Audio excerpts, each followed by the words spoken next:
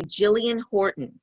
She is an internist practicing in Canada, and she wrote this opinion for the Los Angeles Times. It's summer 2020, the midpoint of the ultimate annus horribilis. My kids and I are tucked away at a cabin on what feels like the edge of humanity. No Wi-Fi, no video games, and thankfully, no COVID-19. Besides my laptop, our only tech is an ancient DVD player and antiquated DVDs. Thumbing through them, my eldest son holds up a disc and asks, "What's MASH?" I tell him it's a comedy about the Korean War. Skeptical, he asks the obvious, how can you have a comedy about a war?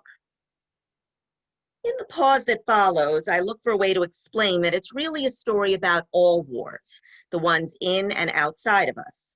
It's a story that carried me through hard years, and one man made that possible, Alan Alda.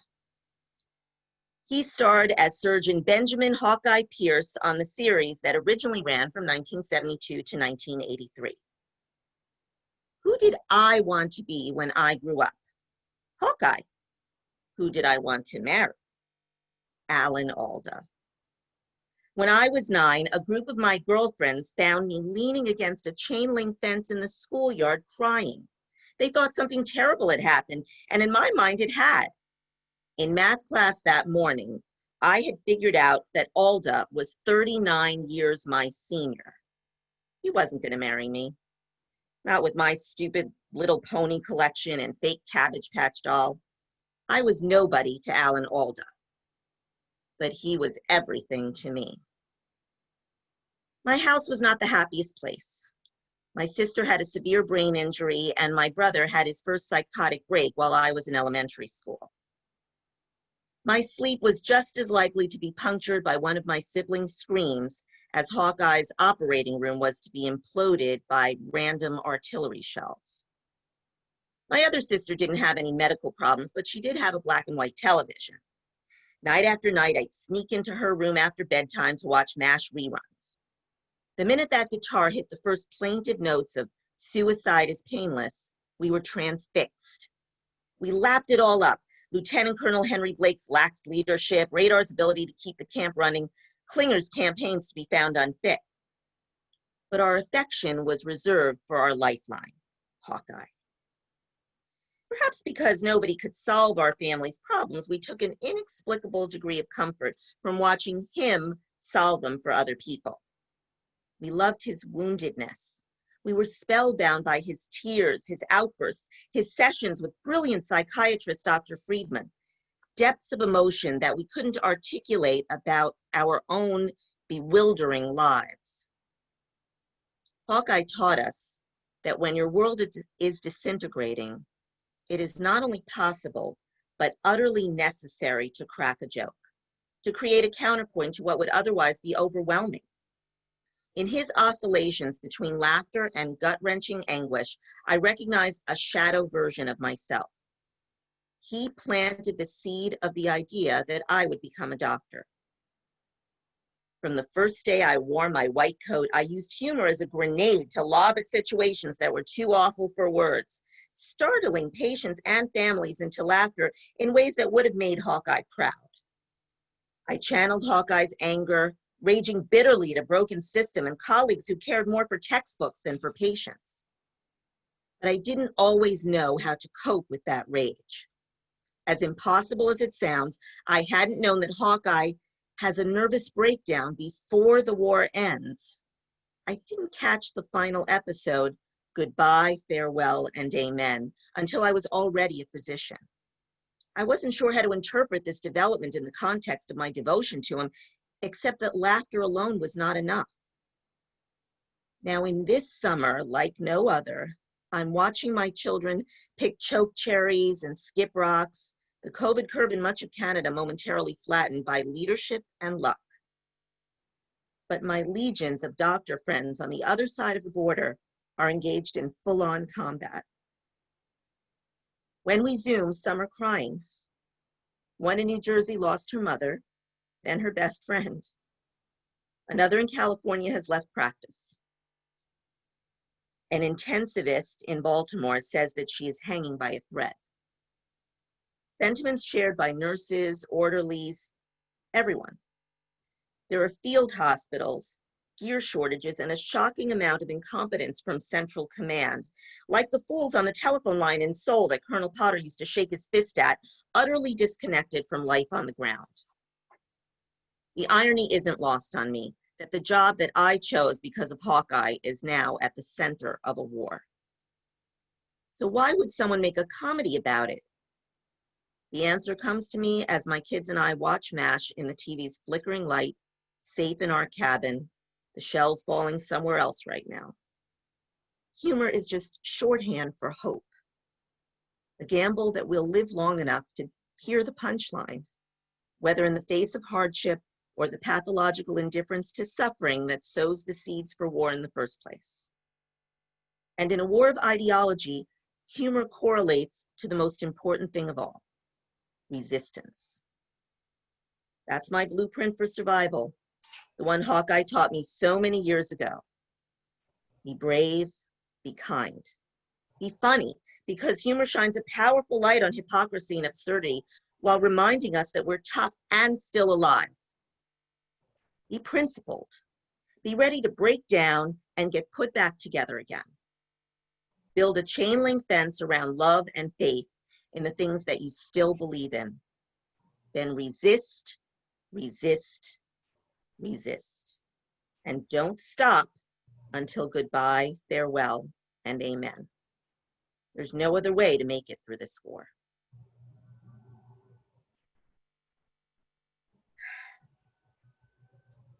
We are now going to have some reflections, starting with Sherry Brown and followed by Al Morgillo.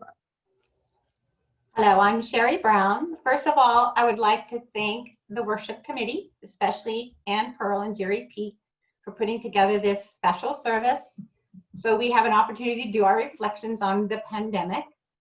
I found this anonymous quote that speaks to me, and I have to say, before I read it, I did not know that Jerry was going to reference a book in his prayer. So the quote is, "Your life is a story of transitions. You are always leaving one chapter behind while moving on to the next." As the pandemic gripped my reality, I was well into the final year of my 20-year career as an elementary visual arts teacher. At the beginning of the school year, when I knew I would be retiring, which was just about this time last year, I said to myself, I'm going to go out swinging. I'm not going to be one of those teachers that they say, oh, she needed to go. I still loved my job. In the last weeks in my classroom, my students and I were gearing up for the annual student art show, which usually took me months to plan and prepare for, but was always one of the most anticipated and well-attended and satisfying events of the year for my students and their families. When COVID hit, I was in the process of gathering and mounting the artworks that the students had chosen to be on display in the show. It was that time of year where the fruits of my labors and my students' creative energies were beginning to take shape for the show.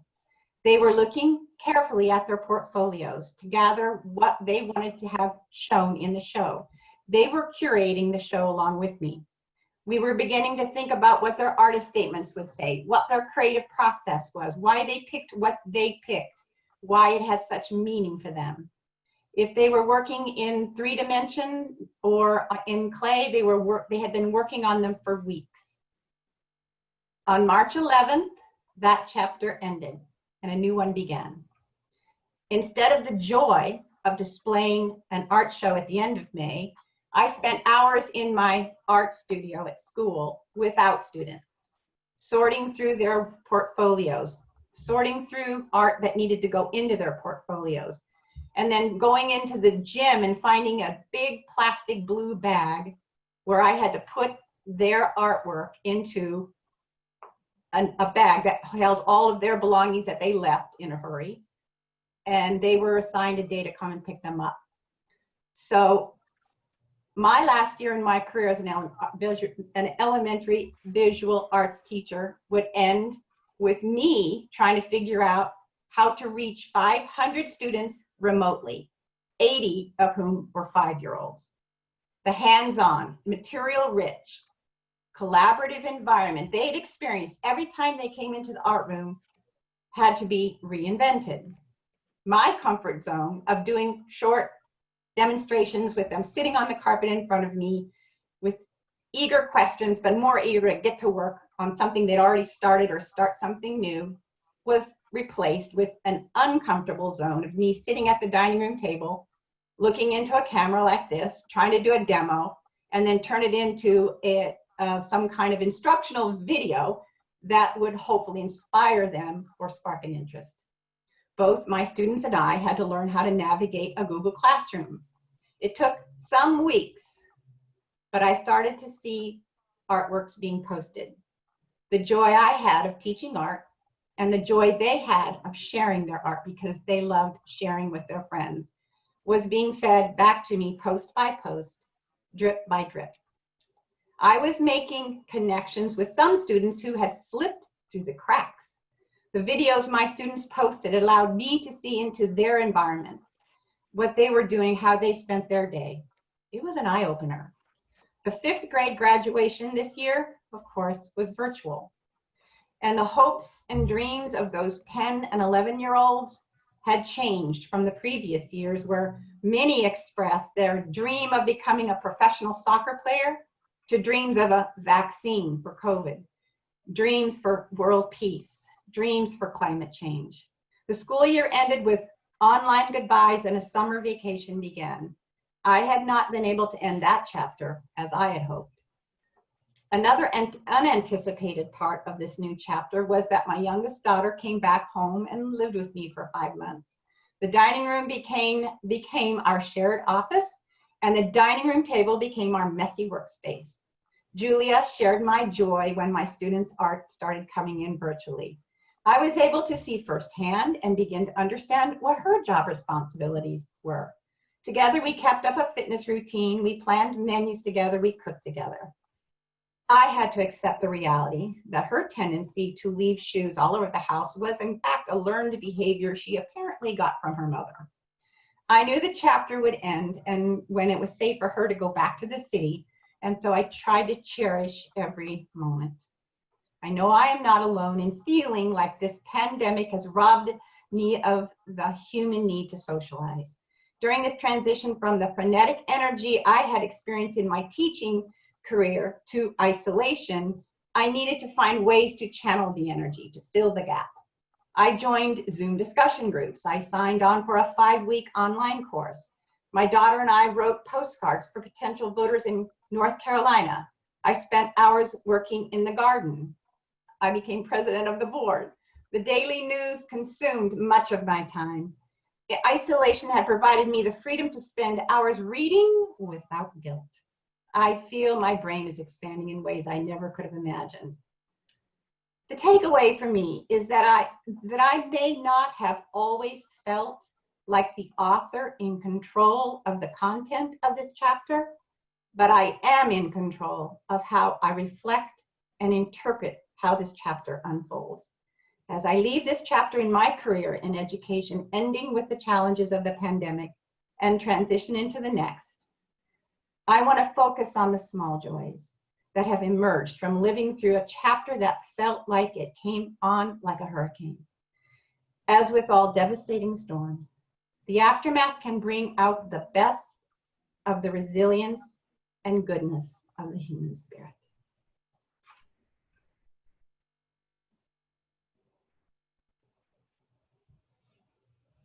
Thank you, Sherry. Well, it has been a difficult year. As many of you know, I lost both my parents this past year, my dad just before Christmas and my mom in April from COVID. 3 of our friends also passed away recently, not from COVID, but no less sad. Despite our personal grief, I'm also struck by the collective sense of mourning. I remember the long line of hearses and cars at the cemetery, like rush hour on the Long Island Expressway. I remember our not being able to go to my mom's graveside due to the risk of infection and the need to move along for the next group. and the mounds and mounds of dirt everywhere you looked from fresh graves. A time of grief, but also a time of gratitude and of learning. Among the things I've learned, I like my house. We've lived here for 12 years, but I've spent most of my weekdays at work, and weekends are filled with errands or the occasional getaway, so I really haven't spent a whole lot of waking hours at home. It's been a sanctuary these past few months and a very comfortable space. I like my neighborhood. My immediate neighbors are great, and the local merchants are wonderful. We've explored some nice hikes we've been meaning to try for years and discovered some new ones. My job's not so bad. Needless to say, I'm grateful for the income, and having something productive to do when there's not much else to do is a blessing. And with working from home, I enjoy the job much more when it's not bookended by 90-minute commutes to and from Lower Manhattan. I like my family. Of course, I love my family, but spending more extended time together than ever, I really enjoy their company, and they always put a smile on my face. After this test, I think I'll be able to retire someday without Tina begging me to go back to work after a few weeks. But maybe you'll have to speak with her about that. There's a quote I remember reading, which I tried to research, but I couldn't find it, so I'm probably getting it wrong. It's something to the effect that sometimes life is a journey that brings you back to where you started, but you see everything with new eyes. So that's kind of like what it's been for me. Thanks. Our second reading for today should sound familiar to many of you. They're words I first heard from our Minister Emeritus, Jim Covington. What I did not know was he was paraphrasing a mentor of his, the Reverend Forrest Church, who I'm quoting here, who is actually quoting a mentor of his, the Reverend Tandayaka. All three of these fine ministers are worthy of a deeper look by you. Religion is our human response to the dual reality of being alive and having to die. We are not the animal with tools or the animal with advanced language. We are the religious animal. Because we know that we are going to die, we question what life means. Death also throws meaning itself into question, for some people rendering it moot. Yet for most of us, knowing that we are mortal inspires a search for answers that will remain valid in spite of our mortality. If religion is our response to the dual reality of being alive and having to die, the purpose of life is to live in such a way that our lives will prove worth dying for. A few weeks ago, on August 4th, the chaos of 2020 had finally come to an inflection point in my world. The stress of the pandemic, 5 months of relative isolation, coupled with my fear for the future of our fragile country and world, became even more personally intense with the passing of my last living grandparent, who I couldn't travel to mourn, and the arrival of Tropical Storm Isaias, which plunged us into the dark for what we didn't know at the time would be 5 days. The day after the storm hit on August 5th, needing some space to think and take a walk, I took a walk in our tattered neighborhood. Walking up the hill to the Sunset area of Croton, I was distraught to see the destruction the storm had left behind. I was overcome with emotion. Destruction was beginning to feel like this year's theme. Destruction from the virus, from racism and oppression, from isolation, from forces of nature. It seemed like we were being hit over and over again, and just when I thought things might feel like they could be turning a corner, our fragile world would be thrown into chaos and uncertainty again. I didn't feel like I could carry this weight, the fear, the constant uncertainty anymore. As I rounded the corner back towards my home, meditating on where my world was headed next, the word that popped into my head was surrender. Surrender means to cease resistance to an enemy or opponent. So this overwhelming feeling also felt both uncomfortable and counterintuitive. What do you mean surrender? There's a deadly virus out there, and there's actually people who think this is a hoax. But I couldn't shake it. What could my spirit, my subconscious, and the universe mean by surrender? When the pandemic began, I felt prepared, sort of. I had heeded the CDC's February warnings to Americans to prepare now. I'd spent several weeks adding extra groceries to my cart, stashing away 2 to 3 weeks worth of meals, and of course, toilet paper. I advocated for reduced person-to-person contact at work and developed my own elaborate hand washing and sanitizing routines. I pulled my daughter out of school just before I felt like it might be getting too dangerous. I secured a new source of mail-delivered fresh vegetables and was sharing them with our more vulnerable neighbors. It was scary, but the mama bear version of myself had this under control. I was one step ahead of the game. I was doing what I needed to do right then and there and just in time. Looking back on that now, I chuckle at my pre-pandemic self and want to give that sweet summer child a hug. I do want to sincerely thank her for taking care of our family, but I also want to tell her to hold on, because it's going to be a long ride. I want to tell her that she's going to be tested in ways she never thought possible, that this virus is going to break her, but unexpectedly in many of the places of her life that are calling to be broken and released. When that 2 weeks of expected quarantine turned into 4, then 6, then 8, I knew I had grossly underestimated how long this fear and isolation could last. When would it end? When would there be a vaccine? When could we see our families again, go out unmasked, feel normal? I thought if I could set my mind to a point on the time horizon when I had certainty about when the fear of COVID-19 would be gone, I felt like I could steel myself to survive until we reached it, no matter how long it might be. 3 months, 6 months, a year, just tell me, because then I could make a plan and Mama Bear would be ready again. But that point continued to be a mirage. And every time it seemed as though we may arrive at that predetermined fear-free destination, I found the hope of being able to let go of the fear dissolve.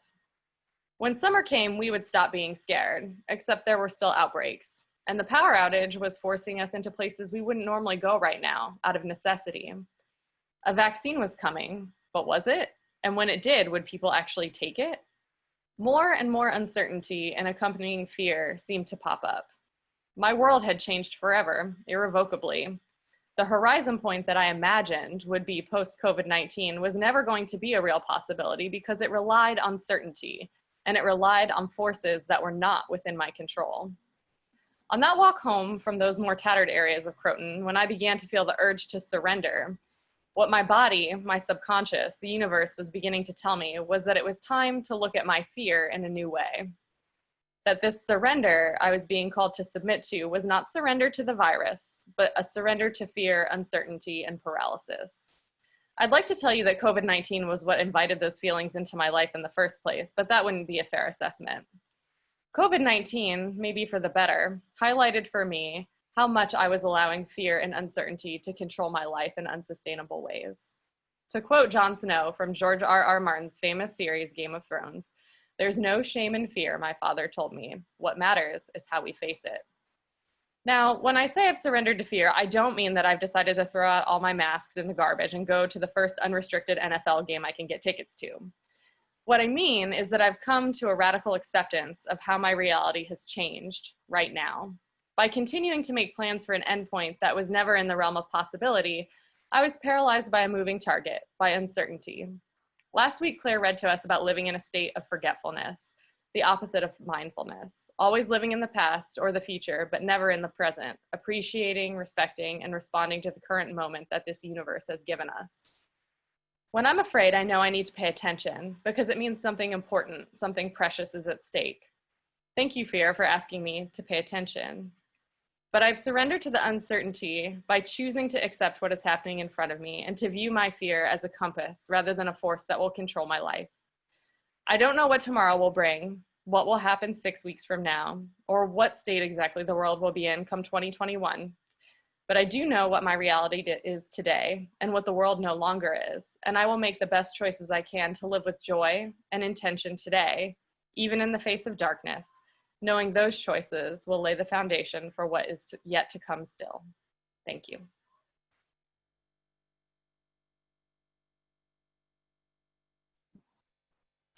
Our closing words today are by Charles Dickens. It was the best of times, it was the worst of times. It was the age of wisdom, it was the age of foolishness. It was the epoch of belief, it was the epoch of incredulity. It was the season of light, It was the season of darkness. It was the spring of hope. It was the winter of despair. We had everything before us. We had nothing before us. We were all going direct to heaven. We were all going direct the other way. In short, the period was so far like the present period that some of its noisiest authorities insisted on its being received for good or for evil in the superlative degree of comparison only. Amen and blessed be. Now,